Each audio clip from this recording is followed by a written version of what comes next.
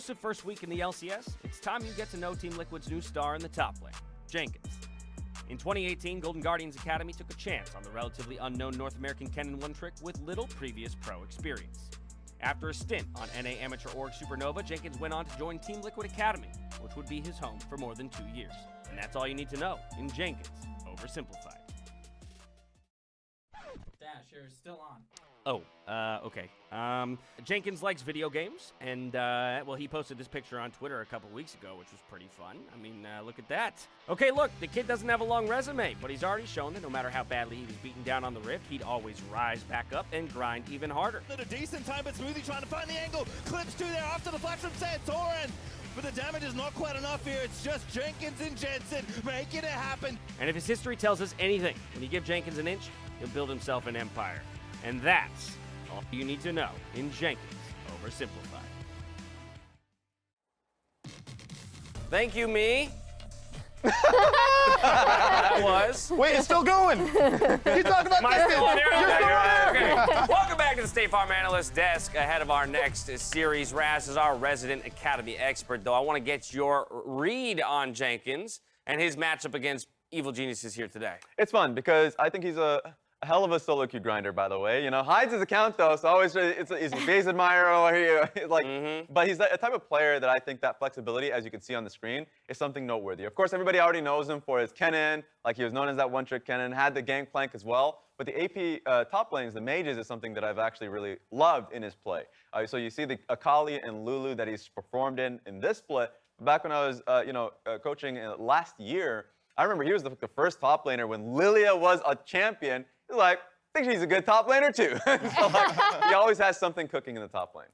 And I think the big thing that I've been trying to reiterate about Jenkins and the way that TL has kind of tried to play around him is that not even necessarily that they're giving him more attention than Alfari, but they're trying to make sure that he is involved, and if they get pressure elsewhere, they're trying to transfer it sometimes up to him on the top side. Or, again, if he's on GP, have him drop an ult bot, he might end up getting an assist, right? So I know I talked to Santorin before the season started, and he brought up that one game with Alfari where he was like, it's so frustrating because Alfari is such a good player, and we haven't been able to capitalize on his leads as well as we would have liked. So I hope that with Jenkins, obviously, he might not get them the same astronomical laning leads, right? Because we're talking about someone who is like world class, like best in his position. But I still think that I really enjoy the way that they're really trying to bring Jenkins in. And again, to your point, they're using his champ pool. And I also, again, Lulu's making her comeback in the bot lane. I wouldn't be surprised if they use it as a flex. Interesting to me that you call out some of the attention that they've taken to the top lane, particularly in light of the lane matchup that he has here today, Kaizen. He's up against Impact, who, in my mind, is kind of the picture of stability when it comes to a top laner and mental fortitude. So is that even where you want to start throwing attention when you're playing up against EG and Impact? No. Impact he's pretty damn good at that, and he has been for years. And, yesterday we saw a scary look from Impact because we saw him on an outright carry. On the Akali performance, he looked incredibly good. That's a pick that you can flex, so it gives EG even more flexibility in draft. But we should not forget that the last time these two teams met, Impact got camped harder than maybe anyone's ever gotten at the LCS, and he still came back on the Gnar, and it was an amazing, godlike mental performance. So, no. And that's the thing, because for a good majority of his career, you recognize him as somebody who is going to be that untiltable force on the top side. I would recognize him for his Aatrox play, but this was something that people remembered for the rest of the split. We're still talking about it. Hell yeah, still because clearly at the forefront. Makes you question a little bit on the strategy of going topside and getting your top lane carry ahead against Impact and feeling like he's not going to be relevant. No, Impact is always going to be relevant. And to your point, Kaizen, where it's like, now you can play him top lane carries. Like, I always felt like he was a great carry, but it was always like, well, what does the team want to play around? What is the team style? And I think Evil Geniuses is recognizing that it's a meta of flex picks, and the only way you get people respecting it is if you show it. Impact can do this too. Yep. And well, I think another thing that I really loved is how they use that flexibility between mid and top, right? And I loved the Lee Sin pick for Jizuke because, as we were talking about, one of Impact's strengths is playing with the team, grouping up with the team. Even if he's behind, he has really good flanks, really good team fighting sense. And so if they do want to play more of a 1-3-1 split push style with Jizuke getting ahead, I think that having Impact on whatever they want him to put him on is great. Well, we'll have to see if Jenkins can withstand the untiltable Impact as we hand it over to Flowers and Azael to get us in the game. He's too strong. Thank you, Dash. Welcome back, everybody. I'm still Flowers. That's still Azael. And it is time for our third game of the day. We just saw that, hey, we're still in for some surprises here. FlyQuest sitting around the bottom of the standings, taking down TSM there at the top, making it look pretty easy, honestly, with that Kog'Maw composition. So hopefully this next one is just as exciting with TL and EG. Yeah, absolutely. There have been a lot of upsets so far this split. You look back to day one, basically it was all upsets. Yeah. A lot of people not doing so well in their predictions. There was a lot of donuts on that scoreboard, my friend. Well, we're going to find out if TL can continue their climb back towards the top. EG has had a bit of a rough go of it, not the start that they did want. Of course, they have been in a lot of good positions within those games. They just haven't always been able to close out with those leads, largely because of a lot of individual errors. Yeah. TL, a team that is always really good at honestly kind of capitalizing on mistakes when you make them. They've had more of a kind of slow and steady play style over the last couple of years, and they like to bide their time, wait for you to mess up, and really pounce on that and create their advantages there. And of course, EG did find their first win yesterday here in week 2. Week number 1 did have 3 of those games where they had pretty sizable leads and then lost them. But now they've shown us they can translate those leads into wins. They want to do it again here against one of the big top dogs in Team Liquid. Let's see how it works. It's Renekton, Lee Sin, Thresh, Udyr, all banned away. Okay. Both Viego and Gwen are still available. I would So have is to think Varus. that... A lot of OPs. Yeah, there's a lot of OPs still up there. With Renekton banned away, I would have to think it's a Gwen ban here. It is not. Gwen is open. Yeah, I think it's the trade, right? You're making the call on the red side that, okay, you get one OP, but we've left multiple open. If they take Rumble, too. you could go Gwen and Varus here and get 2 like permaban champions in your first round on red side.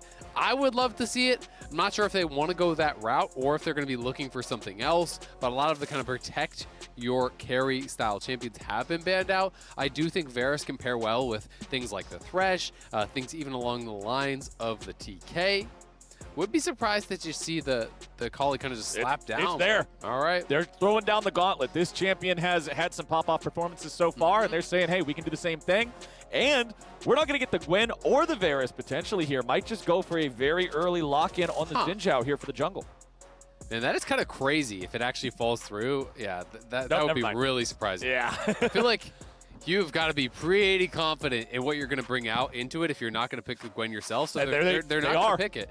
Maybe they're saying, TL, you're not willing to go Gwen if you don't think Jenkins can play it, or if you think that TL will end up overloaded on magic damage, right? Because you've already got Rumble. If you go Gwen, you for sure need to have mid lane play an AD champion, so maybe a bit of a read there.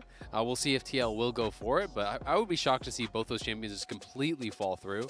Okay. It will potentially be a Gwen mid you could go for if you have GP top. I still think that can work.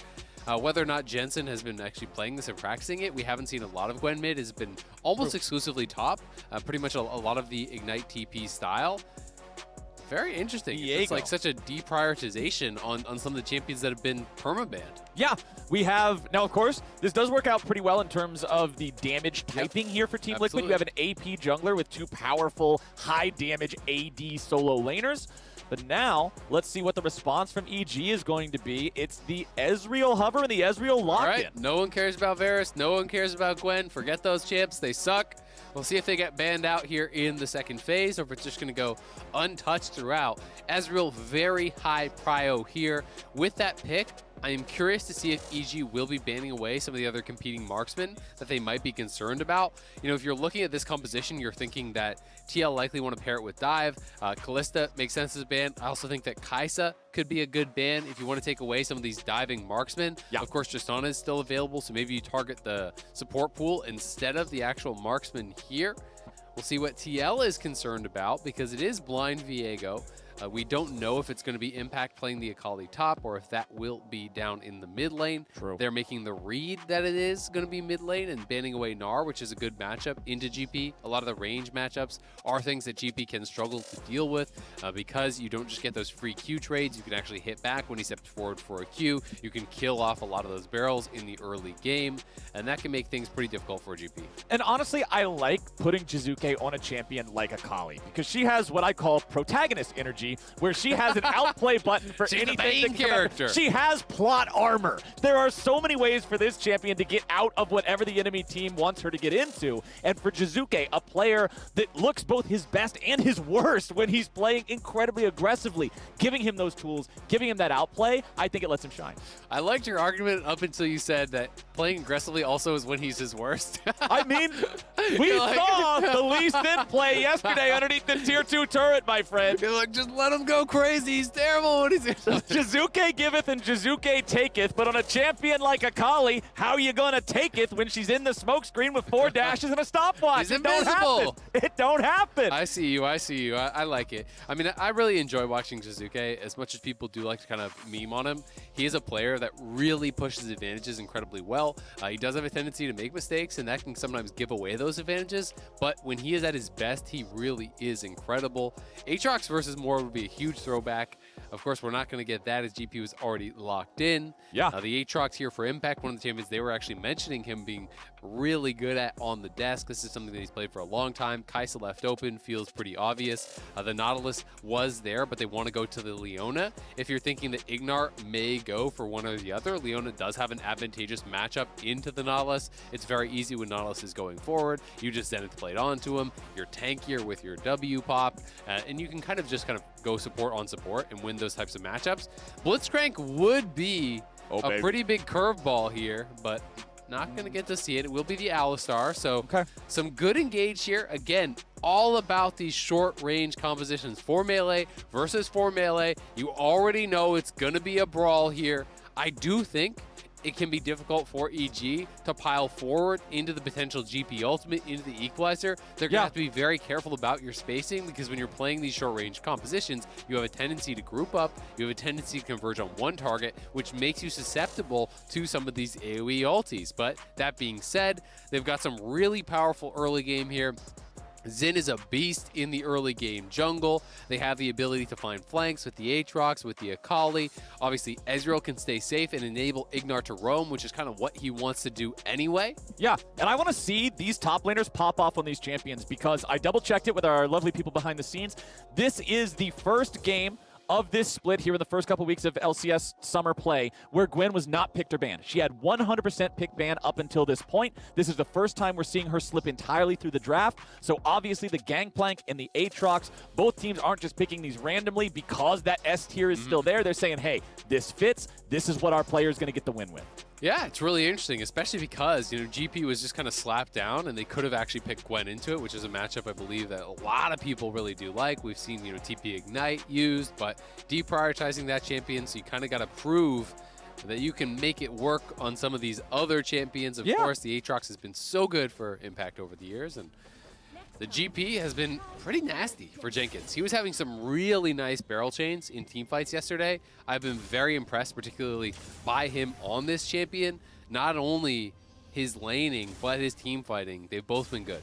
Okay, so let's just go ahead and take stock of everything here. Both our supports are running Ignite this time around. It's a heal for Tactical, but a cleanse for Danny, as AD carries often have to do against a Leona. Santorin with the Dark Harvest on the Rumble. Sometimes we see something like a Conqueror. Sometimes we'll see some other options, but this is just the more upfront damage. As Jenkins will have that tried and true Grasp of the Undying for the Gangplank. Everything else is normal. Teleports are going to match across all the solo laners. I will say I'm really happy that we're getting some variance in jungle itemization as well as the rune setups, because when you think back, it was like phase rush and chem tank. That's what you go. How about this? Phase rush and chem tank. How about that? Phase rush and chem tank. And now we are getting some variance here. They're looking for a potential level 1 play. And they're diving in onto Ignar, but he immediately stops it there with a Pulverize. They shouldn't be able to pursue much further. And in case you missed it, popped up there on your screen, remember that the free ProView matchup for this game is Jensen versus Jizuke. That should be a very fun one to see, especially in the Viego versus Akali matchup. So if you want to see how they're piloting these champs in particular, try to take it into solo queue and not end up losing all your own LP, go ahead and give that one a look, as we're taking a look at where the junglers start. And for both teams, it is a bottom side start. Svenskeren on his own blue buff, while you can see Santorin over there on the red. Yeah, so I'm going to be really interested to see where Svenskeren goes as far as the builds do go. It feels like there's a lot of options. We've seen actually full tank. We've seen, Gore Drinker. We've seen Shield Bow. You can even see like things like Eclipse. There's a lot of options here. Divine Sunderer. So you can go for different styles, I think, depending on how the game is going, depending on how the matchups are.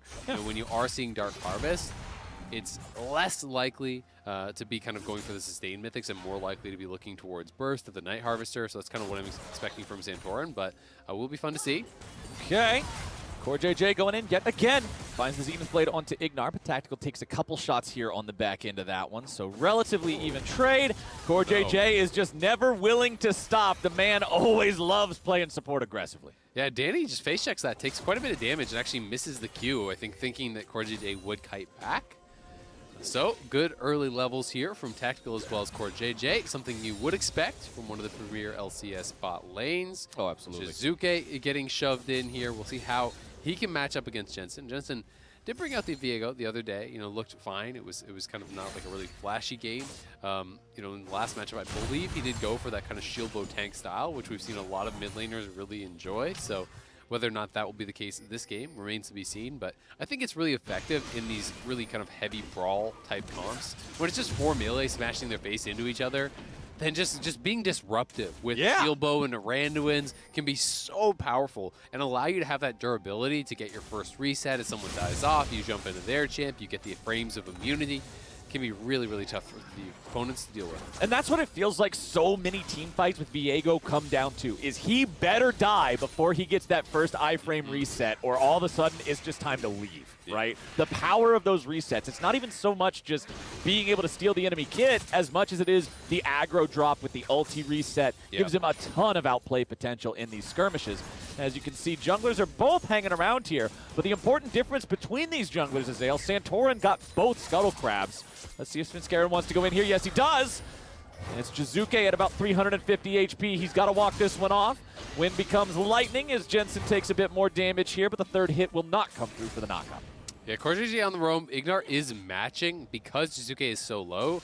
TL wants to push him off and not allow him to farm this wave, but he should be able to get it with the additional protection of his teammates around here. And that ward from TL was actually really big. That Raptor ward that was briefly on the screen there is kind of what was tracking Svenskeren. So they wanted to look for a gank. You could actually see the ping assist coming through from Jizuke, but with him warded out, all Jensen had to do was play towards the bot side where he knows his Rumble is waiting, where he knows he's going to have the backup, and EG really not able to get anything done there. Yep, no kills on the board here just yet. Team Liquid, the ones who have that very slight gold lead thanks to the farm advantages they've built for themselves. And just by the nature of Gangplank being Gangplank, right, he's naturally going to just have a little bit of extra gold because of the parlay mechanics and how that works out. Up here in the top lane, though, the Gangplank trading pattern is pretty simple during lane. Bop the minion, wait for the green thing to show up on your hand, shoot the guy with the gun. Exactly. It's pretty straightforward stuff there, and Impact just trying to fully reset the wave. I can't quite see if he got it all the way in. If he did not, that can be awkward. And yeah, he didn't. So now you're stuck in the situation where it starts to get awkward, right? Because Jenkins wants to hold the wave right around here, and Impact wants to get a full reset to actually be able to base and get his buy off. Because Jenkins went for an early base off of the push. GP has an insanely strong level 1 with Trial by Fire as well as the Qs.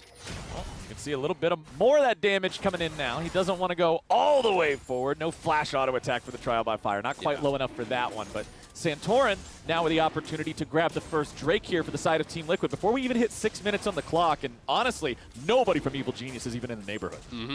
I mean, he also got double Scuttle to start it off, right? Because TL did have the pressure in these lanes. We saw them skirmishing heavily on the bottom side. They won out there. Jensen had the push in mid. The early push also went to Jenkins. So TL had 3 pushing lanes. As a jungler, that's a dream. You pretty much get to do whatever you want. Yeah. Svenskeren, though, up towards this top side. If Jenkins steps forward, he could be in trouble here. Jenkins just now hitting level 6, which could be what dissuades them from going for a full-on dive here. Svenskeren eating a lot of damage as the Trial by Fire plus the parlay takes him below half. Yeah, looked like he might have taken a tower shot there as well.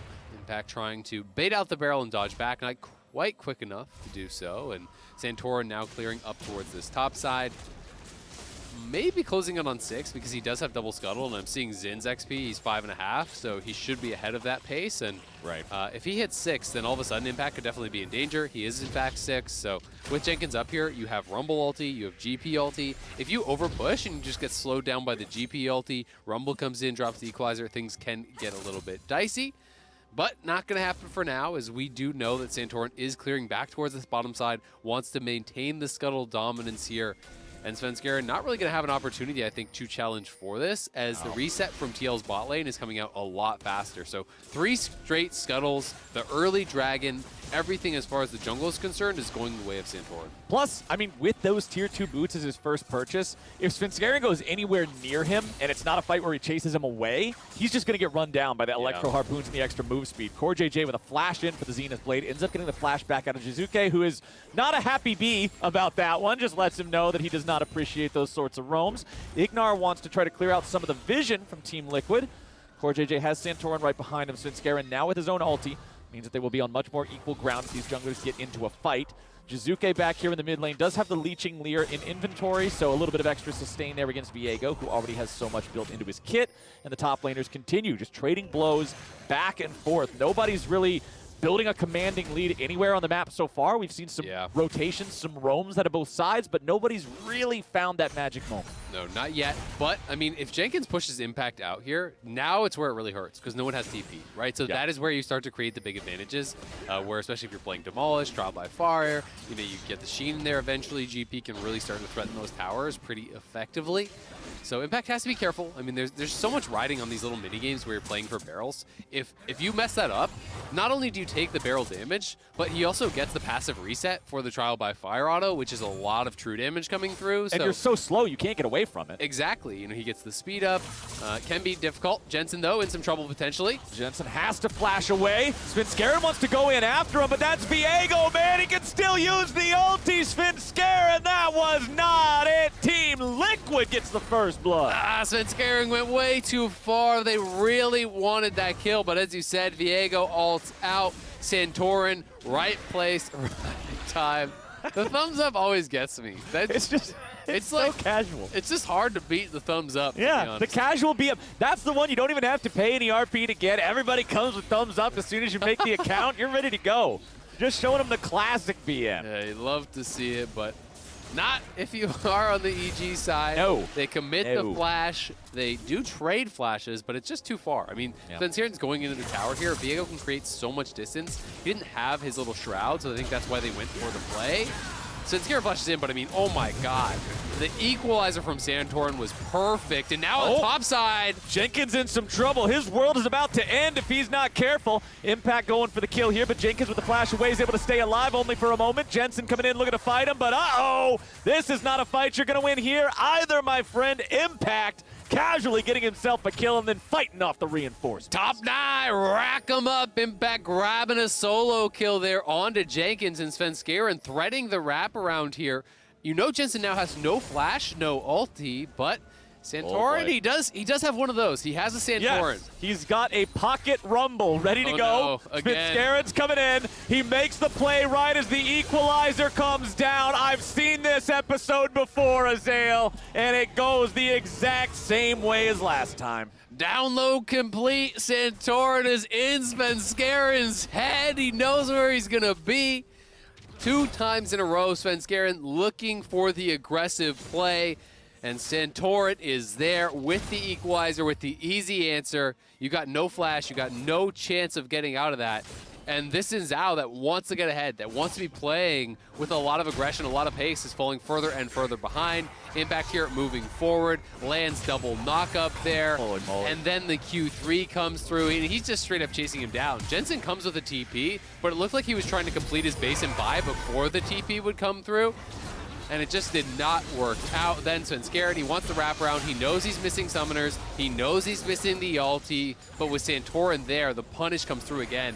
And Svenskeren has not gotten a scuttle, I think, maybe this entire game. Or maybe he got one on the top side, but it's been pretty much 4 or 5 in a row for Santorin. He got the double scuttle to start. He got the third scuttle to follow that. Yeah. Now going to be taking another dragon. I mean, look at this gold lead in the jungle. And especially in this day and age of League of Legends where the meta junglers have such incredible clear speeds, Yeah. when Xin falls behind, it feels even worse, right? When you compare Xin clearing out a camp to Rumble clearing out a camp, I'm going to give Rumble that advantage most situations, right? Absolutely. So it's even harder to claw your way back into the game here for Svenskeren, who is down now, what is that, 24 CS?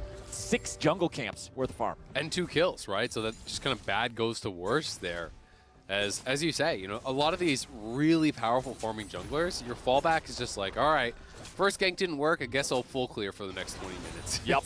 Xin just doesn't do that as well. No. And you also don't scale as well as a lot of the other meta junglers. So it's difficult if you're not getting ahead, but back up towards this top side, Impact looking to scrap, you know, feeling confident after he did get that first kill. Oh yeah, of course. And I mean, that's the old joke about Xin Zhao is that by the time the game finishes loading, you're already being outscaled, right? Like, it's not as bad as it used to be back in the day after they buffed him with the Wind Becomes Lightning and Audacious Charge thing, but it's still not a great situation to be in, right? Yeah, I mean, if you're at 20 minutes and you have no kills, it's Wind Becomes Gray Screen. Yeah, you're not feeling it's great. It's a different spell. It's a whole different thing. It's weird that they have it like that. Yeah, you would never imagine they would have a champion who just, depending on the state of his kills, changes his kit. You wouldn't think they would do it, but you know, it's creativity. I like it. Right. August is probably out there watching this somewhere. He likes creativity and champ designs. There you go, August. Just make a champion that changes depending on how many kills it gets. Easy peasy. You can give it a 3-hit passive that becomes a 4-hit passive. Nothing if to you're it. too far behind, it's a 2-hit passive. Oh, you got a chance to come back. It's sounding pretty nice. If you hit your O10 power spike, it's a 1-hit passive. They're just rewarding you. Okay, dude. If every you can Yasuo manage, player is going to be on this champ. if you can click the guy, I'll reward you. Just click him. You clearly need help. You're embarrassing yourself out there. All right. Oh, man. We got the Rift Herald here in bottom lane, summoned up by TL, looking to take this lead even further. There's only 45 seconds left on the plate, so they wanted to make sure that they get that free plate money here. Guaranteed to grab at least 2 of those. Shelly will charge on in. There it goes. Money over to Tactical, but it's Ignar with a flash engage on the Team Liquid AD carry, looking to run him down. Tactical gets away, has to use his own heal plus ulti, but saves the flash and still stays alive. Yeah, not that bad of a trade whatsoever for Tactical. Heal and ulti for the flash and the ignite. We haven't really talked about bot lane much because it's not really been the story of the game. It's been more about the jungle action that has been going down here. Yeah. But EG's bottom lane is just kind of passively losing. You know, they're falling a little bit behind over and over. They've lost plates. Now the Herald gets dropped, so they're down to 2 plates there. You can see that Tactical has created a nice little advantage for himself. When you're looking at the EG side, it's more about the solo laners. You know, they're pretty comparable. There's parity there. Santorin really has a big edge, and the bot lane is creating a pretty sizable one as well. Okay, Jizuke here still 0-0-0 on the Akali, has the Rift Maker ready to go. You can see that the mythic item also completed for Jensen's Viego here. Does want to go for that more defensive option in the Immortal Shield Bow. Yep. So I really like seeing this on Viego. I think it's a great choice, especially in competitive play where you are going to be focused more heavily by the entire team, where that extra shield could be the difference between your reset and not. But everything else pretty standard here. Ezreal's got the Divine Sunderer. Gore Drinker just now completed for Svenskeren as well. So extra survivability and power in those team fights for this champion that is behind will be incredibly important as Santorin continues to keep the pace of the farm nice and high, clearing out these. One more camp and he'll be level 11. Team Liquid already has the first 2 Drakes of the game. The next one is spawning in 90 seconds. Santorin will have that level 2 equalizer ready to go. Jizuke looking for a potential pick onto Core JJ here. He throws down the Solar Flare. Core JJ with the flash over the wall, trying to get away from the Akali, and he will succeed in doing so. But Jensen now finds himself in a less than ideal situation. Does he manage to bamboozle this? They'll probably have to ult over the wall. Yeah, okay, yep. He gets away. I thought for a second he might be able to hide in the smoke long enough. I was like, there's no way. There's no way. Since he can't dash over that wall, you'd have to kind of be trolling to get bamboozled by that. That's what I'm saying. There's no way. All right. Okay. Well, he doesn't get away with it, so we're fine. We're fine. Jensen ends up having to expend the ulti there, so Evil Geniuses are happy that Viego will not have that immediately ready. But the mid lane tier 1 turret is under a little bit of pressure here. Tactical's already ready to answer. EG roaming around as a 3-man squad with bot laners and jungler here, clearing out some vision, but not much else they can do. Team Liquid has enough bodies nearby to respond if they try to start up a Rift Herald or something. Yeah, I mean, Santorin is just insanely ahead. You know, the fact that he hit level 11, he has been power farming, right? He's got level more 11 to level 9 than some of the solo laners, right? Yeah. He's actually ahead of his own solo laner. And when you show up to this third dragon with level 2 on that ultimate, and he does have the stopwatch, you said it, Marie, a good equalizer can do so much work. That's true. And there's no Silas to steal it and use it for the other team this time, right? Yep. Just one equalizer that could be coming Never through. a fair fight. Evil Geniuses, though, they've got all 5 players up here in this top half river. They're the ones who ended up having the first Rift Herald charging after them, and they will be using the second Rift Herald here against Team Liquid in just a moment, as Jensen will get the first turret of the game here in the bottom lane. So Team Liquid making the trade there. A Rift Herald could be anything, even a turret, but Team Liquid just goes straight for the turret instead. Cut out the middleman. Jizuke buying himself a little bit of time here with a TP coming out. The Rift Herald has been used in the top lane. They wanted to make the dive. Jenkins knew that something was wrong. He goes into the brush, he teleports away, and survives it. I do like this choice, though, from EG. This is kind of something that I talked about last game, where you've got to commit to one thing or the other. You either go to the dragon, you get there early, you set up vision, you fight for it, or don't bother coming at all. Get something elsewhere. Try to get a little bit of gold back. TL is running away with this one, but at the very least, you got a tower on top side, get a little bit of gold in your pockets, try to scrape your way back in. But this does feel like another day of, despite the kill leads being pretty close, I mean, it's 2-1, right? It's not a super action-packed game. We saw TL, very close. I think it was against Dignitas yesterday, I believe, where the kills are really even, but the game doesn't feel close. And it feels like that again here today. They've gotten 3 straight dragons. They've had pressure generally in all the lanes, the only exception being the solo kill for Impact up on that top side. And EG's got to be able to make some sort of a move. And every move that they're looking for, it's not that Ignor hasn't been out of lane. They just haven't found anything. The early dives that they looked for, guess what? Santorin read it, and he was there. TL has responded perfectly, and they have just been kind of playing this style where TL is saying, we're not going to do anything because we are going to passively win the game, whether it's through composition or superior laning or whatever. We are just going to respond to your plays, and they're kind of trying to force the hand of their opponents. And 2 days in a row now, it feels like their opponents are just not equal to the task. They're not able to force those plays and create advantages big enough, or even just lane evenly against them in a kind of more stale state. So TL feels like they're running away with it unless EG can stop them at this next one. And I really like Santorin going for the Oblivion Orb. I really like the Executioner's calling from Jenkins here. The enemy team has 4 healing mythics, as well as running champions like Xin, Aatrox, and Akali that already got some sustain anyway. So very, very important to cut down on that with the Equalizer, just destroying Impact at the start of the fight. Svenskeren will have to use the ulti to disengage. Jizuke buys enough time with the smoke screen to not be another casualty, but Team Liquid is not done quite yet. Jensen tries to use the stolen Aatrox Qs to set something up, but doesn't quite have the range. Team Liquid with a free pick now on a 5v4 on the map, coming around from the side. Will we see the turret dive? Doesn't look like they want to commit for that. Instead, just continuing to allow Tactical to put the auto attacks here into the tier 1 turret in the mid lane. With no ultimates available, I think that would be a bridge too far to try to go for that tower dive, but still nice usage of the stolen Aatrox. It did force out the flash from Ignor, even though he couldn't actually set up a kill himself. They do get another play, and Impact just got straight up locked down, right? He actually just got CC'd, he got burst out, he couldn't flash, couldn't use the Gore Drinker, couldn't get the ultimate off, really got nothing, and was kind of expecting to be a bit more of that drain tank, but if you can lock down and burst down this Aatrox, it becomes pretty useless pretty fast, and TL just feeling like they are in full control, stifling everything that they want to do.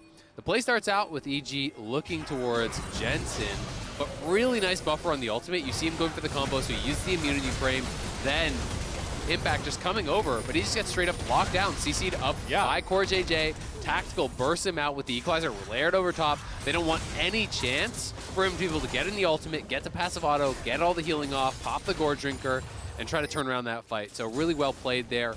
TL commit a lot to kill him, but they needed to do so. Yeah, exactly. Because it might look like overkill at the start. Oh my god, why are you throwing the whole kitchen sink at this guy? Until you see one of those Aatrox Gore Drinker clips that turns into OMG 1v5 Riot, how is this not banned, right? That's what you got to be looking out for. That's what Team Liquid prevented. All 3 TL kills are on Santorin. This Rumble having a great game here this time around. Still having a 1-level lead over his opponent. Of course, Svenskeren has been able to catch up here a little bit, but still down over 30 CS. Still very far behind compared to his opponent here.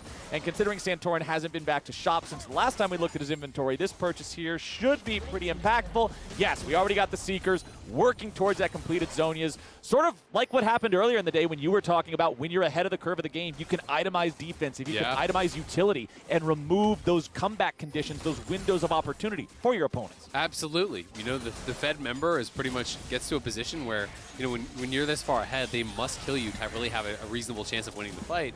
And all of a sudden, Zonius just kind of says, well, you can't do that, right? Yeah. You know, so try something else. And then it becomes even more difficult. You're just limiting the options. You're anticipating what your opponent's win conditions are, and you're itemizing to respond to that. Yeah, you're looking for a window, but all you get's a wall. Not really a great time. So anyway. Try jumping through one of those. In my experience, it doesn't work that well. Well, I'm glad that you were at least Unless able you're like to the Rock or something. Yeah, something like that, right? Well, we got 25 seconds, Mr. Raziel, and then the Cloud Soul will go over to Team Liquid unless Evil Geniuses is able to stop it. They have not been able to do anything even close to that for the first 3, so the pressure is on. Here is they're down 4,000 gold. Stepping forward a little bit. Nice poke coming out from Jenkins there with a barrel. Team Liquid is split. CoreJJ stepping out of the way here, but now he re-engages. The equalizer comes down. Team Liquid has decided to answer the challenge. They're going in for the fight, but a shutdown's already coming through. Santroid is killed off before he's able to buy himself any extra time. Jizuke into the back line, grabbing an assassination, making the plays, making it happen, but Team Liquid still got 3 alive on the board. 3v3 here. We've lost 2 bodies on both sides. Jungler and AD carry for the side of Team Liquid. Top laner and support for the side of EG. Oh, those barrels. EG health bars are hurt. Jenkins with some good barrels, making sure they're staying relevant here in the fight, but Jenkins gonna get jumped on. Jizuke doing the work, baby! It's Jizuke popping off, but Jensen is looking to come back into the game. He will be executed in time, and Evil Geniuses get the Bud Light ace as they outplay Team Liquid. How did they fight their way out of that? They were at such a disadvantageous position, such low health bars, and what an incredible series of events. This one starts off, look at the sidesteps there from CoreJJ, going in, locking down Impact into the equalizer, GP ulti over top. It starts, and it's feeling like it's gonna be very one-sided towards TL, but Jizuke connects the E onto Tactical, finding the Kai'Sa in the backline, then deleting him with the R2. But like, freeze frame, look at the health, no ultis. I'm thinking there's no chance that EG can actually make this play happen. They step forward, the barrel chain connects, and you think you are dead. Flash on the Zenith Blade was absolutely needed. The cooldowns come back up. Svenskeren has actually separated himself. Jizuke is able to go in onto CoreJJ because he has the Shroud, then flashes the Q there coming through from Jensen, hits him with the Shuriken flip. That was so well done by Jizuke. I mean, that was insane. This is what I'm talking about.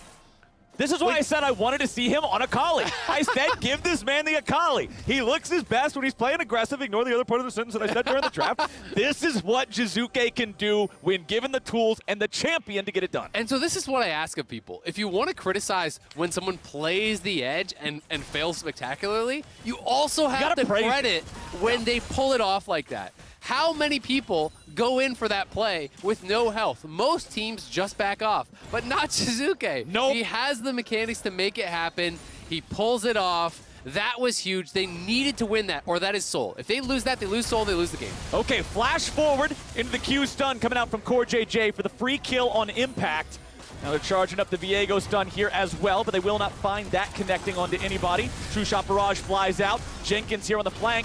We didn't actually comment on it, but it popped up on your screen here at the end of the last fight. Jenkins had over 5,000 damage dealt in the fight. He dominated that fight by a mile. So keep your eyes on him here as this extended engage goes even further. Ignar and Jizuke running back towards the tier 1 turret. A nice bit of damage coming out there. Jensen below half HP. They can't really try to dive an Akali and an Alistar, so instead they'll have to back away as Danny takes the tier 1 in mid. I mean, that is that Akali E in action. That was 60% or so of his health. You know, just going in with that E, getting the auto out, maybe a Q on top.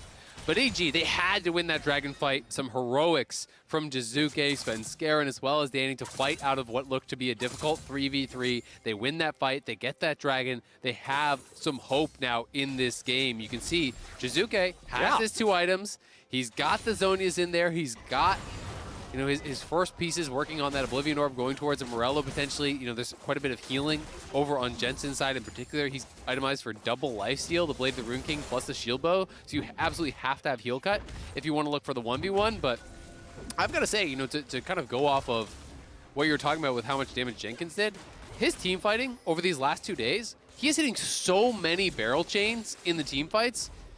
He's starting to really impress me. Like, I'm starting to look at this guy as maybe you're actually just like the best GP in the league right now. Like, his laning has been really good. Yes, he got solo killed this game. I'll take that. But he has been team fighting really, really well, and consistently overall has had great laning. Well, we're going to need to continue to see good barrels out of him now that this game does feel like it's on much more even footing. Before this, it was exactly like you mentioned. The kills were close, but the game didn't feel the same, right? It seemed like Team Liquid's just going to pick up the soul. They'll probably translate into a Baron afterwards and just sort of walk it in. But after that last fight, after EG surged to life, yeah, it's time to make sure you sit up straight and you're paying attention because EG is here to compete. Now, we've still got about 70 seconds to go until that next Drake spawns. Remember that Evil Geniuses, their situation's not going to change. They have to keep fighting these really, high-risk, low-reward fights. But, oh my goodness, Jizuke's just going to kill him! There's no way out! Maybe Jizuke's got the burst! Oh my god, I thought he was going to follow the TP with a shuriken flip, which you can do with the second activation. No. But why would you do that when you could just kill him right there? Jizuke popping off on the Akali. Jensen dying again here. Not having the best Viego game just yet, and Jizuke really trying to be that X factor to get them into a good position. Because now Jensen will be spawning a couple seconds before the dragon spawns, but he has no TP, so he can't actually join immediately. And EG have a potential of just grabbing another quick dragon with maybe no TL response. Yep, and by the way, to the person who tweeted on the screen there, how is Akali even legal? Well, remember that it's only illegal if you get caught. When you have a smoke screen, a Zhonya's, and 4 dashes, that's just not going to happen. And Jizuke has been showing that he knows how to navigate the fight with those tools. I'm going to be keeping my eyes on him, honestly, more than anybody else in the game now, not just on EG. I feel like Jizuke is the most important person on Summoner's Rift in the current state of the game. I agree. He has got to be playing well, and he is playing really well. We'll see if he can maintain that throughout the rest of this game. I mean, that kill gets them the dragon. You know, Heroics at the dragon, they prevent that soul from being taken. Then Jizuke getting that pick off Jensen. The death plus the TP means even when he respawns, he can't TP to the dragon to fight, so TL have no go there again. So back-to-back dragons, delaying that soul, really, really good stuff. And he's now level 17. He's 2 levels ahead of both of the soul laners on the other side. So he is getting ridiculously strong. And look how much gold he's carrying around. I mean, this could be like a death cap angle. If you hit 2,500, you go back, you buy a couple of large rods, and you start working on your hat. Yeah. Holy cow, man. This guy is scary right now. Jensen stepping forward, just trying to farm up a little bit. And Jizuke says, nah, you can go hang out by the turret. You can farm here in a little bit. It's my turn. And Jizuke just controlling the state of these side lanes right now. No Drake on the table here for another 4 minutes. It is a long way away. Team Liquid does not have the confidence that they had in the early game. They're at the point now where they can't play that same way after what happened before. And that means that they can't be the ones dictating, all right, we're going to start up Baron now. You have to try to come answer us. Because if they do, it's an easy punish. The momentum of the game has entirely shifted off of that one dragon fight into the pick on the top side. You know, TL now is sitting around Baron very consistently. They're trying to force EG to check this, to try to turn for a fight, and they are rushing this down. It will die fast with the Kai'Sa. Okay. IE is complete, and just now they're seeing it, but that's gone. Kai'Sa and Viego together will do so much damage to this, and you can see they're not even rotating. As soon as they put down the Scryer's Trinket, they realize it's too late. Yep. EG just losing focus a little bit about how quickly TL could actually take that down, right? They had been warding it. It's not as though they were paying no attention, but TL consistently going back, sweeping out the vision. They knocked down what they believe to be that last ward, and they just started up. They know there's not a huge amount of risk in starting it up because Viego can kind of just drain tank the Baron with all this lifesteal. Right. You're not really at risk. So with Jizuke showing bot side, the worst thing that happens for TL is TP comes through, you back off, right? So that is a good start from them either way, and it ends up being a huge win. True Shot Barrage flies right between Jensen and Tactical right there. So, oh yes, he is ready to go. He's already got the 8 stacks. Jensen is pretty far up there, but he's getting back now. Ignar coming in on the flank with Tactical being caught out a little bit, but the Equalizer will provide the disengage opportunity. Ignar now in a bad spot, about to be killed off. Jensen's here in the front, likely to be taken down. Impact gets rid of him in time, and they're still looking to disengage. Impact's likely to be the second death. He will fall. Santorum picking up the kill there. Jenkins now continuing to chase away the rest of Evil Geniuses. Jizuke not finding anything here just yet. It is a 1-for-2, and Team Liquid win the fight. Team Liquid fighting through that one, huge for them, but it was a critical kill onto Jensen because if he didn't die right then, he gets a reset, he survives. maybe the game even ends. So critical kill there from EG. They got to be careful about if they are pushing too far forward because TL has topside control. You can't really walk up. Oh, Tactical just coming out of the invisibility to find Danny. Jizuke lands E1. Is it time for the E2? The equalizer comes out, but the shutdown on the Akali is going to make it worth for TL. Ah, they can't get out. The madman, you knew he wanted to take it. He saw it, he went for it. He gets the kill at the very least, but they do get a counter kill, and now EG has no carries. They have got to get Impact out here to try to hold on. I think the inhibitor is just dead to rights. You got to give this one up. It's just about defending the Nexus towers at this point. If Jizuke could have got into the Shroud and got his invisibility, that would have been incredible because then maybe something else could happen from there. But TL quick enough to actually turn on him and kill him off. Holy moly, man. Let's take another look at how it went down here with Jensen first being very far forward. Yeah, they go for it. The flash from Jensen was critical to avoid the combo, but Tactical does get tagged. He's got to back it up. In comes Impact. He gets into the ulti. A lot of self-heal tanking here. And this is what I'm talking about. Jensen's trying to get in to kill Ignar and get the reset there, but they burst him out.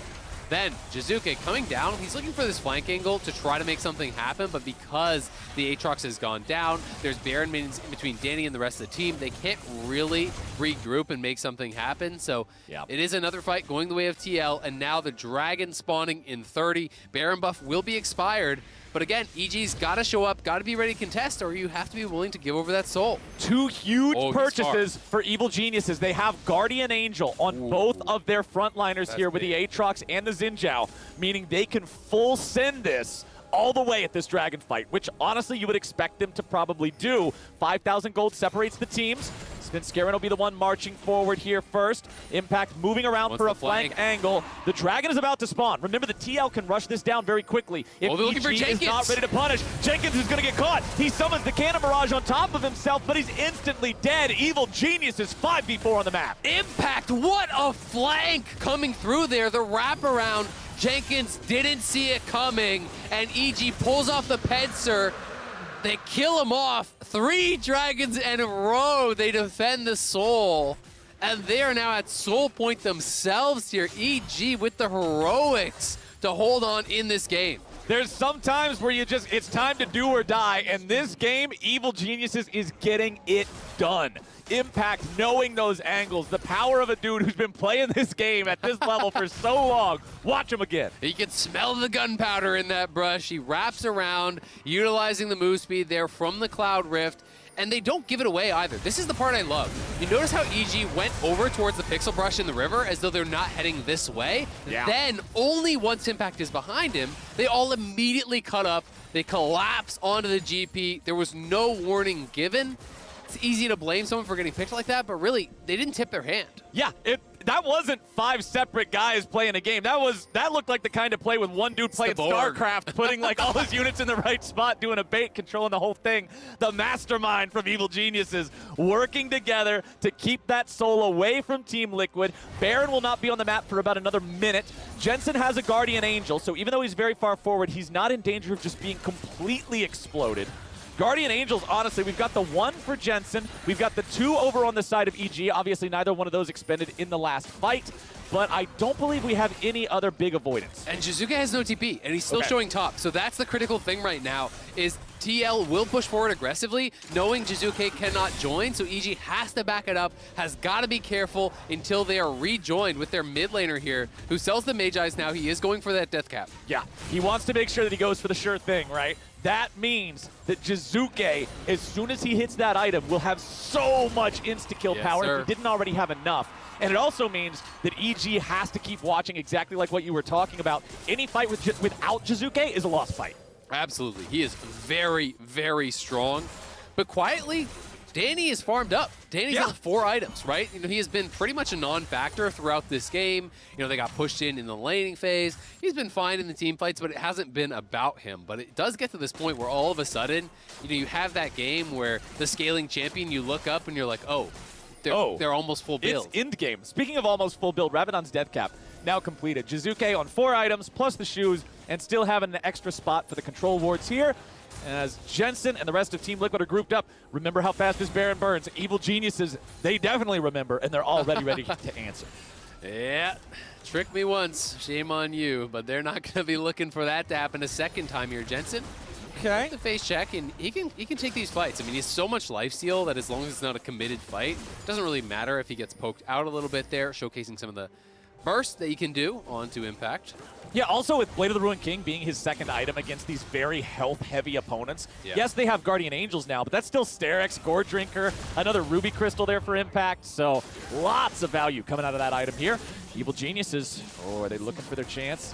They will manage to get TL to back up a little bit. Danny over the wall, nicely done. That is a lot of poke, and that's the Immortal Shield Bow. Svenskeren wants to keep this going, looking for even more. Core JJ forced to flash out. That's what I'm talking about, man. Ezreal hits a certain point. He is not scared. 3 or 4 straight Qs there hit onto Jensen, meant he's pushed out of the fight, loses his shield bow proc, so he just says, all right, let's go. Jensen can't fight, we can. Danny throws the ulti over top. They engage on the other 4. They force out the heal from Tactical, the flash from Core JJ, and EG is battling back. The late game has always been the strength for TL, and EG are going right at him, holding on to this game, and somebody's getting soul here in a minute. Yes, it has been a very long time coming, my friend, but the Dragon Soul will finally rear its head here in 55 seconds. True Shot Barrage, half of Tactical's HP, right there off an Ezreal ulti. Yeah, and Core JJ, he's down to half as well. He just based because he had gotten poked. Now he gets hit by an ulti, hit by a Q. He is low. We see Ignar looking for the flank here. That could be the juicy angle if they stack up. EG may go for it, but for now, they are playing for prio through mid. They want to play through mid, get the push, clear out some of this vision. Ignar spots the ward, and just will back it up because no reason to risk getting caught. EG are looking for a pick here more than just trying to stand on the dragon and wait for spawn. They know they still have got mid control, so they want to maintain that, and they want to threaten the potential flank. Look at the positioning of Impact. If TL were to overcommit to this mid lane push themselves, Impact can come from above you. Very scary. 10 seconds. Cloud Soul's about to be on the board. Team Liquid are just threatening to say, okay, take it. Team Liquid are saying, if you want the Cloud Soul, you can have the Cloud Soul. We're going to take the Baron instead. We know how fast they can do it. Tactical's clearing out the vision in the pit already. You can see Xin is going to solo it. So there's going to leave 4 to defend the Baron. They're sending him, but he's coming back up because they see them start. Look at how fast it drops just to Santorin and Tactical. Just a few autos from Kai'Sa, stacking up Plasma, grabbing the damage there. Okay, Evil Geniuses, all 5 still ready to go. Svenskeren once again dipping back into that bottom side river. Doesn't head all the way back over to the Drake pit, just trying to juke him out a little bit. There's still that ward here from TL that will see Svenskeren walking directly over top of it. Evil Genius is moving back over to Baron. Baron's already half dead. Jizuke with the ward over the wall into the pit. Svenskeren's ready to go. Impact's behind them. Impact. He's spotted by the control ward, meaning he can't complete the flank here just yet. Barrel finds Svenskeren, but honestly, that was not a very impactful barrel here. Just only being able to chip away about 10% of the HP. Evil Genius is continuing to control the mid lane, control the push, control the wave. Jensen's still on the flank, still looking. Evil Geniuses. It's such a knife's edge right now. Yeah. One overextension from one player on either side could be the end of the game.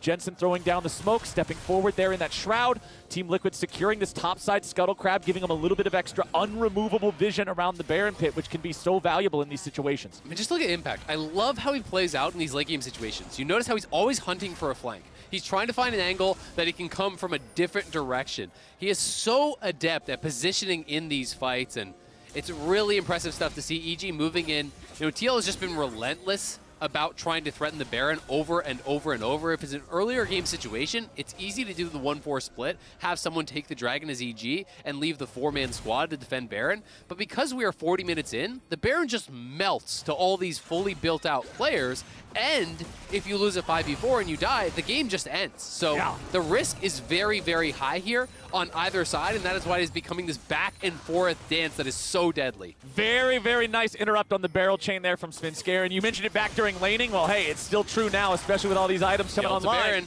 Evil Geniuses, they're going straight for the soul. They're saying, all right, they're far enough away from the Baron. We're able to get this and then get there in time. Cloud Soul to EG with 4 Cloud Breaks. It is so much ultimate CDR. Now that the Baron's taken low, the Baron is going down so fast. Impacts into the back of the pit. He's ready to go. He's ready to try to make it happen, but it's Team Liquid grabbing the Baron here for themselves. Ignar on the front line, already using the ulti. A nice stun coming out from CoreJJ. Svenskeren tries to tank. An incredible amount of shielding will keep him alive. The equalizer is still fading away. Jizuke is still on the hunt. He will not connect there with a shuriken flip. Impact continues to tank. The damage pours through. Jizuke's grabbing one, but a nice shutdown comes out. Tactical's the next to fall, and Evil Geniuses are standing in a 4v2. Jenkins tries to stand and fight and hold his ground, but he will not do so. It's Jensen against the world, and the world's looking pretty evil. Yeah, they've got it. I think the only chance now for Jensen is if he can cut the wave, but the immediate TP from Impact towards mid lane denies the chance of that. He does have the Baron recall. He can try to delay somehow. He's got the GA,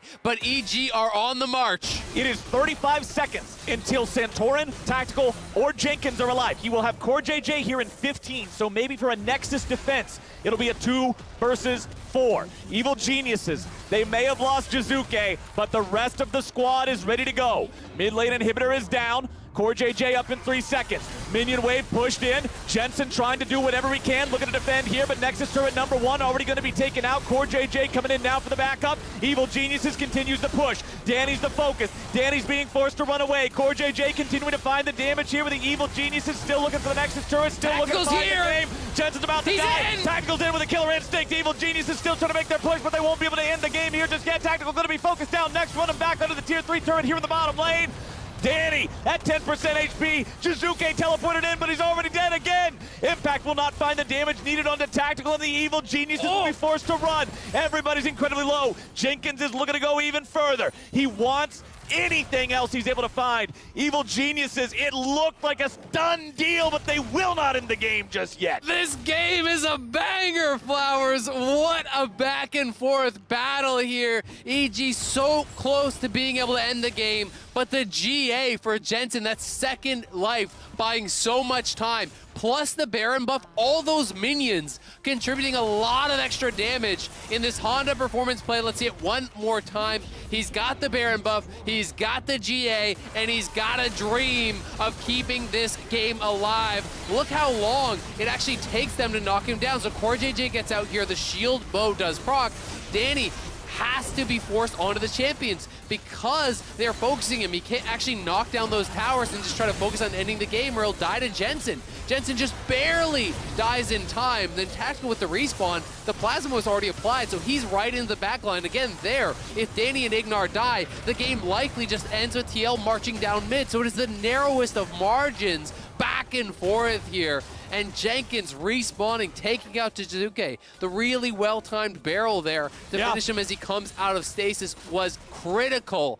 We are again back to this position. Holy cow.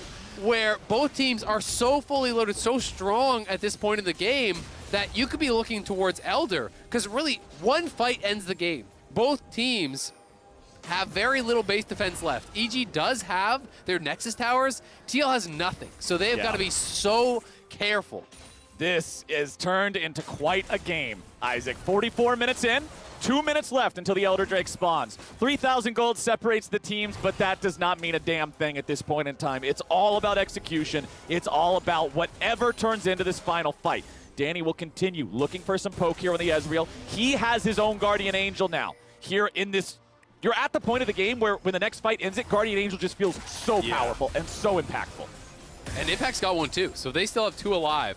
TL had their 1 on Jensen, but that was expended. So, you know, you are looking at it as EG has these extra 2 lives, which could be very, very big as we are approaching this Elder Dragon here in a minute 40. Yeah, and you can see a Maw of Malmortius for Tactical here on the Kai'Sa, obviously trying to survive against the dive of Jizuke. Yep. I don't know if that'll be enough. This is a full build Akali that is just going to be running at you with the full brunt of her entire kit. So Tactical will have to keep himself safe. He will have to find an opportunity to deal a lot of damage here in this upcoming fight. We've got 1 minute and 20 seconds remaining on the Elder. Ignar is the furthest forward. CoreJJ jumping in with a Zenith Blade.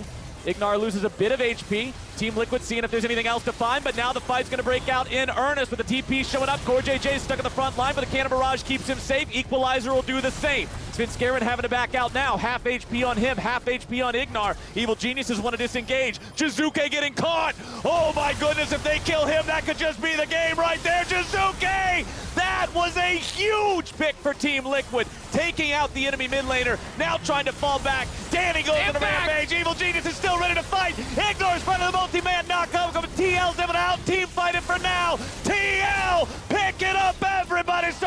star. The Guardian Angels are proccing, but EG ain't stopping. They will bring their jungler back to life. Oh, they will Jenkins! bring their AD carry back to life. Jenkins will flash away. It is a 3v3 The on Nexus the map. is open, The Flowers. Nexus is open. Danny is still up. They're still ready to go. The barrel will not find the target. Team Liquid has to try to defend against this. Equalizer's ready to go once more. Danny getting jumped on. Jensen looking for the damage. A little bit more would be required, but a little bit more will not be found just yet. Danny's going to be taken down. Jensen grabbing the kill. In fact, staying alive somehow, but now he's going to die. Imagine what that would look like if Jizuke was there. Team Liquid, hold the line.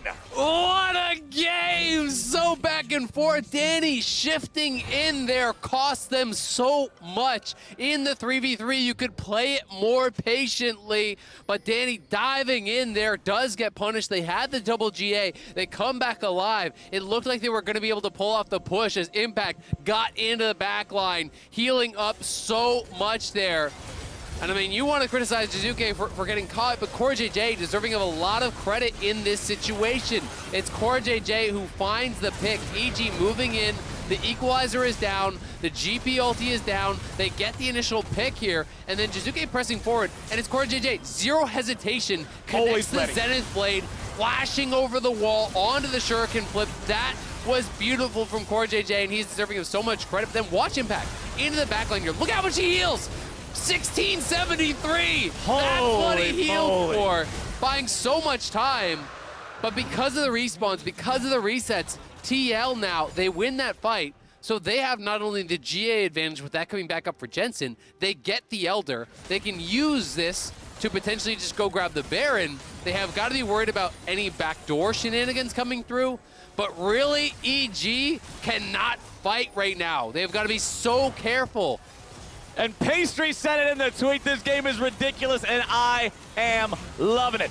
Baron and Elder in possession by Team Liquid. This is an incredibly powerful state of the game. We talk about how everybody's full build, you're at the point where it's just execution. These are the buffs that can make the difference. Having that 20% HP execution, Evil geniuses do not want to fight. Dragon Lays are pretty strong at this point in the game. It's definitely scary. They are as strong as they are going to get. This is TL's window to try to close the game. If you're EG, hide in the base. You know, just chill. Get back there, hide your kids, chill. hide your wife. You're staying inside. You're trying to hide your inhibitors, hide your Nexus, hide everything. Yeah, I mean, Team Liquid's coming. Nexus is the only thing you should be willing to fight for. It should just be about trimming the wave. You know, spam out those Qs, drop the ulti as soon as it's up, clear the wave as fast as possible. But EG's wave clear is really bad. You know, it's just the Ezreal who doesn't work through these minions very quickly, and it's 4 melee champs. So it's actually really difficult. And you've got to be careful because you want to trim the wave as much as possible so they can't go for the Nexus. But if you step forward too much and TL finds a fight with an engage from CoreJJ, you will lose against Elder. Danny, even though it looks like that Q has Earth level cooldowns right now, against those Baron minions, it is not enough.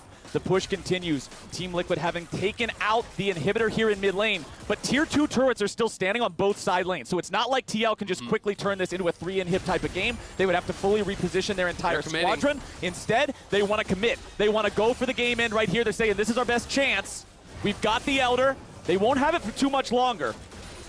Those cannon minions putting a little bit of work into the Nexus turrets, but not enough to really end the game so far, and Team Liquid have to back away.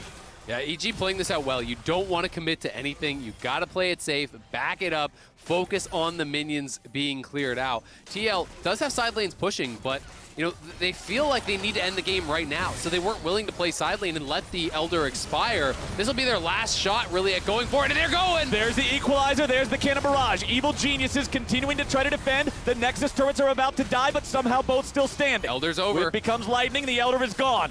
Evil geniuses had to use a couple ultis there to mount the defense, but without the extra team fight power, we'll see if Team Liquid reconsider this. They're still in the enemy base for now. They want to try to take down these Nexus turrets. Tactical knows he just needs a single auto attack onto that left one and he'll get rid of it, but they have to wait on the minions. They cannot afford some sort of a super jumpy type of mistake. They want to play this out correctly. Santorin continuing to fire off the harpoons for the poke. The equalizer's almost ready to go yet again. Team Liquid maintaining an aggressive posture here forward in the Evil Geniuses base. Jensen tries to go for the stun. Impact returning with a couple damage from Q1 and Q2. Evil Geniuses, both of those Nexus turrets are so incredibly low, but the waves are crashing into the side lanes now. Team Liquid rotating multiple bodies down here, looking to make it a 2-inhib game. Evil Geniuses continuing to keep their eyes on the prize here with the Nexus turrets instead. Inhibitor number 2 under a lot of pressure. Down below half HP now with Tactical getting jumped on. This could be exactly what EG need. Equalizer's coming out, but Tactical's going down. That's the pick on the enemy AD carry, and Team Liquid's having a fight now without him available. Core JJ's staying alive. They're still looking to find a little bit of extra damage here, but nobody on Evil Geniuses is dead just yet. Jake is going to be taken low. Jake is going to be taken down. Core JJ, the next one to fall with Jensen looking for the kills here in between the Nexus turrets. He's back very far behind enemy line. Oh! He gets yeeted straight into the fountain. Ignore just catapulting him all the way across, and Evil Geniuses 5-0. Jensen, you're on the wrong side of town, pal. Into the Nexus, he goes down, and it is the march to victory here for EG. No Nexus towers standing for TL. No chance in this game. Remember that it was Evil Geniuses against FlyQuest where they make that fated bad decision at the enemy Nexus. They end up getting aced. They lose. This time around, oh, just throw down the lights and do a dance, baby. Ignore knows. Evil Geniuses, they played the final push beautifully. They defend and they defeat Team Liquid. What a game from EG. Damn, that was exciting. Gets the blood pumping back and forth. This game was played on a knife's edge for 50 minutes. TL felt like they were in full control, dictating the pace of this game for so long. And it's all the way back to that first dragon that they challenged, the 4th dragon where TL is gonna get Soul. Jizuke with a lot of heroics around that fight, him, Svenskeren, as well as Danny in that 3v3, fighting their way out of that fight from such a health deficit, defending the Soul 4 straight times. They get the Soul themselves, and then that's how the game ends, where TL felt they had to hard commit to ending the game with the Elder, with the Baron. They know it's not going to get any better than that as far as their power in the game. Right. They go for the commitment. It doesn't pay off as EG is able to find Tactical, get onto him. You know, Jizuke was into the back line there with Danny, with Impact, finding that Kaisa, taking him out. And that was just such a treat to watch. Like, oh my God, that was a fun game. And this, it's not just being able to properly navigate this late game situation that you don't honestly play these out so much. It's doing that against TL, against the team that is known for just saying, we'll outscale you. It doesn't matter, we'll beat you at 50 minutes. Not this time. Evil Genius's patience in that final defense, their ability to discern what mattered, especially when that wave started crashing bottom and they had to pick between Inhibitor and Nexus turrets. The patience displayed there was incredible, and without that, that game quickly looks different. Yeah, I mean, I think they played it really well. There's so many moments that you want to point towards in a 50-minute game that's like that, but you know, I've got to give so much credit. You know, Jizuke is deserving of criticism when he does have a flop, but also a lot of heroics from him to keep them alive in that dragon game. Fight. That game was the game I don't think you win with a lot of other mid laners. Like, he went for some crazy stuff and made it work and kept EG alive.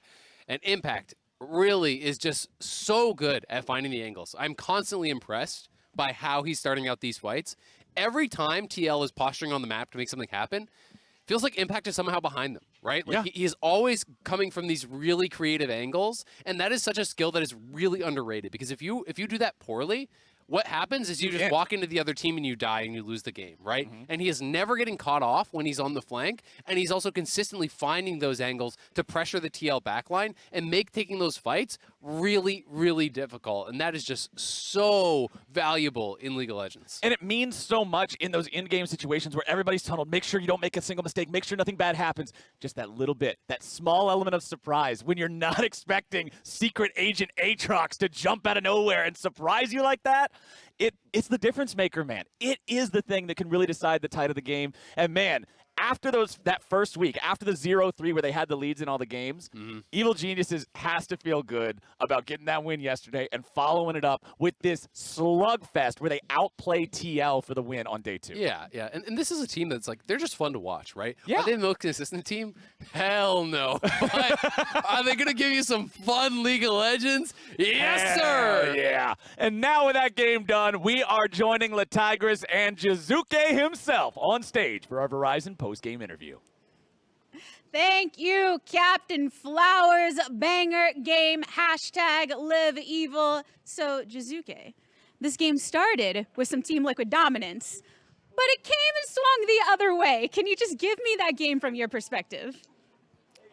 Just they have the better jungler early game, like champion-wise, mid, and bot also they have push, so it was easy for them to play, like their draft. But we knew that going to the mid game, we can win every fight. We have good engage with Xin, Aatrox, Akali, Ignar going in with Alistar, and then can just free hit everything. So yeah, we were confident in our 5v5 fight later on.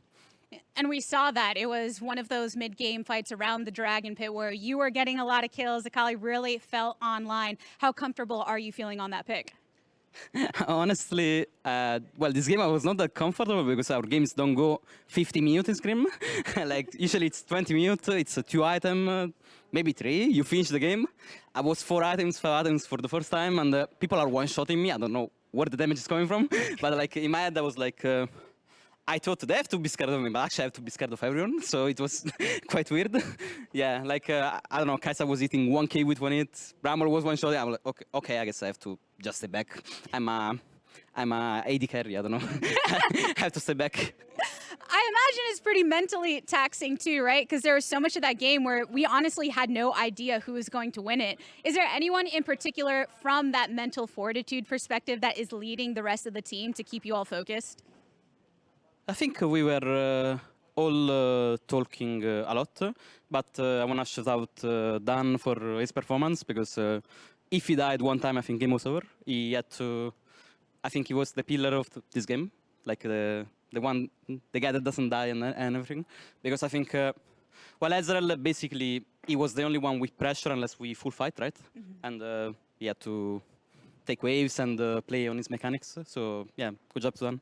Yeah, there were moments where his strength in that late game really helped keep the rest of the team in it. We have been asking a lot of players their thoughts on Danny, being that he has been making his debut here, but there's nothing like hearing from the teammates themselves. Obviously, you just talked about his in-game performance, but what can you tell us about him as a teammate off the Rift?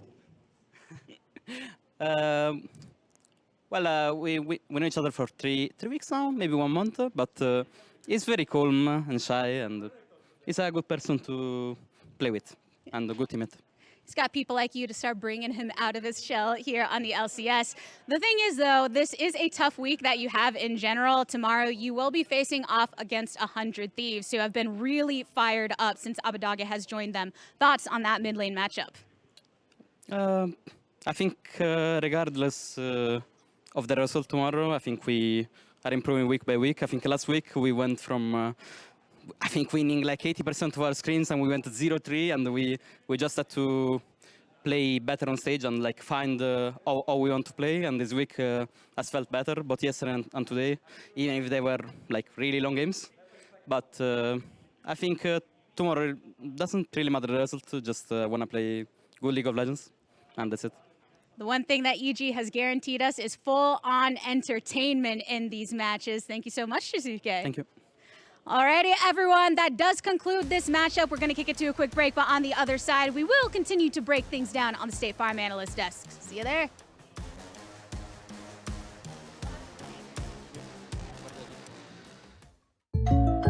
Hey, I didn't order any pizza. Jake from State Farm. After you saved me so much dough on insurance with that Parker promo, I devised a promo for you. Here's the deal, Parker. State Farm offers everyone surprisingly great rates. Yeah, right. Pepperoni pockets, an atomic brownie, cuckoo crusty. There's no promo, it's just great rates. And a cider ranch. You're the man, man. When you want the real deal, like a good neighbor, State Farm is there.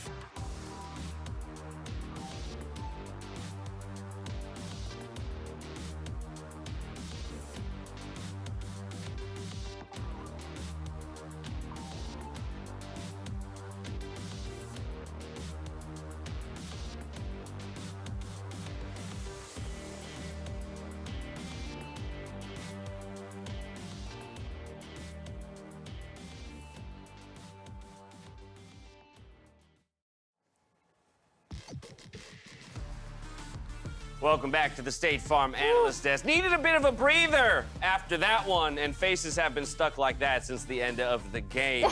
Certified banger, that one was. It's Evil Geniuses coming out on top in a very back-and-forth game, but we're going to roll it all the way back to Champions Select and try and work through this one beat by one beat. Emily, we had Jenkins back on his GP. We had the Viego picked up, but the Gwen not for the very first time. No longer 100% present. So if you saw EDG last night and Flandre pop off on it, and then you're wondering where Gwen is, I think the answer is that TL felt like they have their own answer in the GP. And I appreciate them putting the confidence in Jenkins to be like, you have the lane counter that you want. And if Gwen gets picked, we're not going to play it. And so we're going to have this locked in. Yeah, exactly. I mean, like, and that's where it came down to. They had a strong GP alongside the Rumble. And so it was Santorin that went off. The stats, eye-popping. Yeah. Disgusting. And it was because of the successive plays. It was EG trying to make a play off mid lane. It turned into a first blood because Santorin was ready for him, raiding. And so, like, that was where it should have ended. Like, Team Liquid having that huge advantage.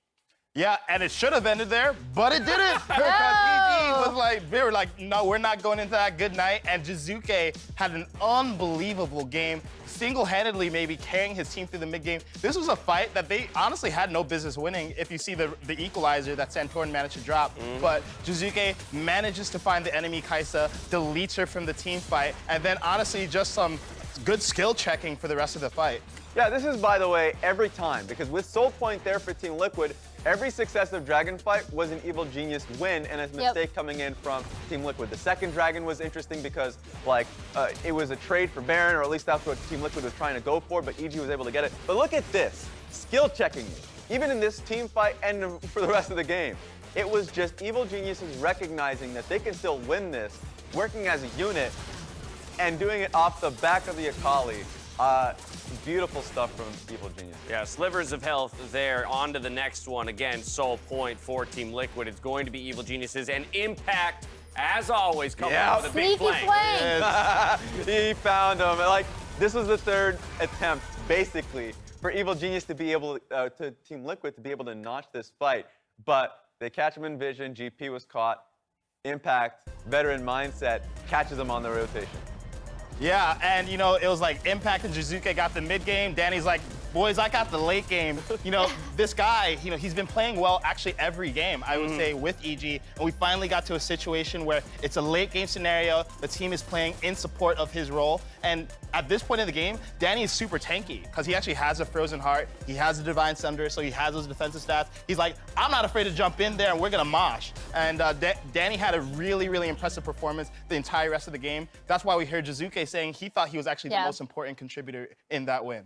And I think the big thing from Danny, like, not only does he have the new tanky build, right, but he feels confident in being able to go into these fights. Yeah, but this is where, again, you may have watched that Baron fight, you go, fine, EG's finally outscaled them, they've got control, and Team Liquid, Core JJ, still find a way to make themselves relevant. Amazing flash, recognizing that Akali's caught off guard. But the most insane thing is how close this fight is, even with the enemy mid laner gone at the very beginning, before it even starts. It goes to show how strong Danny is here. Like, off that Ezreal, knows when he could, S-pluck forward. The blink was really instrumental. And even though there were moments in which Team Liquid were fighting back and it turned into a scrum, like, Aatrox is insanely strong. GA being popped on that one. It was tough for Team Liquid. I mean, end of the day, this fight's going to result with just Jensen alive on the side of Team Liquid, but more importantly, the timers and the state of the map dictate that it'll be Team Liquid that goes to pick up the Elder Dragon as well as the Baron. And in many people's minds, that's their final shot. So you roll ahead to the final team fight of the game, and of course, it's Team Liquid, feeling the pressure of needing to end it in the face of EG's base. Yeah, and I feel like we've actually seen this before, but EG on the opposite side, right? Like, trying to push it to Fly Nexus, but EG was like, hey, we can do it too. You know, and at this point in the game, you know, we have a lot of flanking going on from Impact to actually find the Kai'Sa. Danny is on the same page with him, which is something we've not been seeing from EG before. He jumps in, they both got on the Kai'Sa. At that point, they're actually flanking TL in their own base. You know, so this was a kind of late game decision making that we want to see EG do as a unit, and I commend it. And at this point, TL are in a really rough spot, right? Because we already talked about how their composition works, how far Santorin got them ahead early, and how even when, this isn't the best example of them layering their CC, honestly, but like if you have a comp with the GP, with the Leona, with the Rumble ult going across, that requires all of those things to hit together. Yeah, now, and Raz, as we internalize the tweet behind you from Evil Genius's own Greg Kim there, bangers only at Evil Geniuses. I mean, it's been that through 2 weeks so far. We had the 0-3 start, but every game was exciting. Now we've got the 2-0 week 2. Every game's exciting. Are they going to keep giving us It's turning this? in their favors, Dad. It Finally, is. these bangers are turning into dubs, all right? So we take that. So Bangers and dubs. I'm looking for the next day. Let's get some more wins and more 50-win bangers. Yeah, and we talked about, are they the worst of the best? Are they something else? All I know is they're the best of the bangers. They're so, the best of the There you bangers. go. There it is. Take We that. found their title. When we come back, we're diving into the reign of a king and taking a look at the power of perks. We'll see you back here. Damn, Danny.